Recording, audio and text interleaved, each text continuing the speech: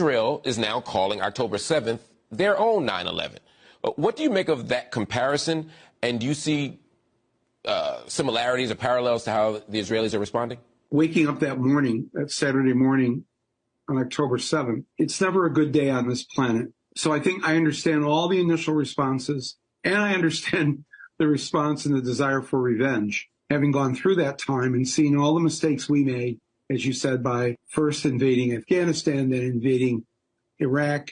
For what? Do you worry that the Israeli government may similarly use October 7th as a pretext to take over more of Gaza, to expand in the West Bank, or maybe go to war with Iran? Could this moment of horror and fear turn into an opportunistic moment for something else? I'm guessing, just the polls I've seen just out of Israel, Netanyahu has to go. What was he doing? Why had they pulled the army back? Why? We know one reason they were pulled back into the West Bank was to support the settlers and their violence against the Palestinians. He's going to have to answer for this. It's not going to go well for him.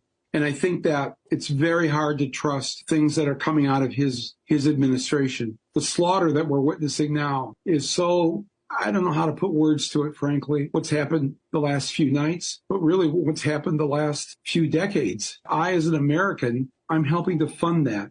The United States is the bank. What do you do? What should the U.S. be doing? I think, most Americans have no problem with making sure that there are no more Israelis killed and providing for the defense. But that's really not what's going on right now. How do you justify the slaughter of children?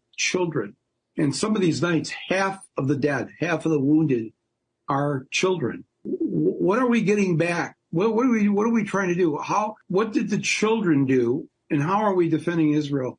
By having more dead children. Anybody who can't say right now, especially people who say, I support Israel and I will, defend Israel, and then support and fund the massacre of innocent civilians and children. You have no credibility then when you say that you support Israel. Israeli friends say to me, we get that what's really behind this, either politically or militarily wise.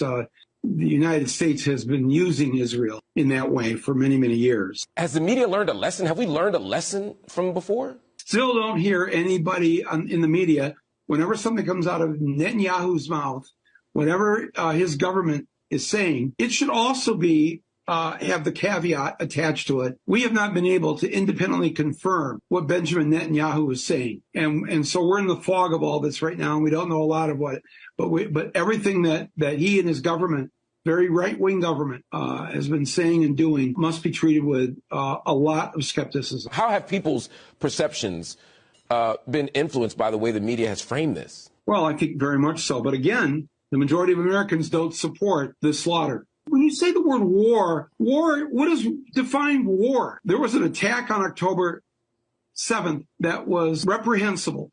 And so people have a right to defend themselves. But that's not what's going on now. If you're killing children in my name with my money, that's not a war to defend yourself. That looks like something else. That looks like that there's a group of people, 2 to 2.5 million people, that are being pushed, as they say, into the sea or into the desert to get rid of them in some way. Certainly is what it looks like. And you can't wake up every morning and see the bodies of these dead children being pulled from the rubble. Yeah. And I think a lot of what Netanyahu is doing was very similar to what Bush was doing. He messed up. Bush paid no attention. They knew an attack was going to happen. They didn't prepare for it. I'm weirdly optimistic. Maybe I shouldn't be, but I just don't think Netanyahu and his gang are going to get away with this. And I think that the slaughter will end, and maybe not soon enough.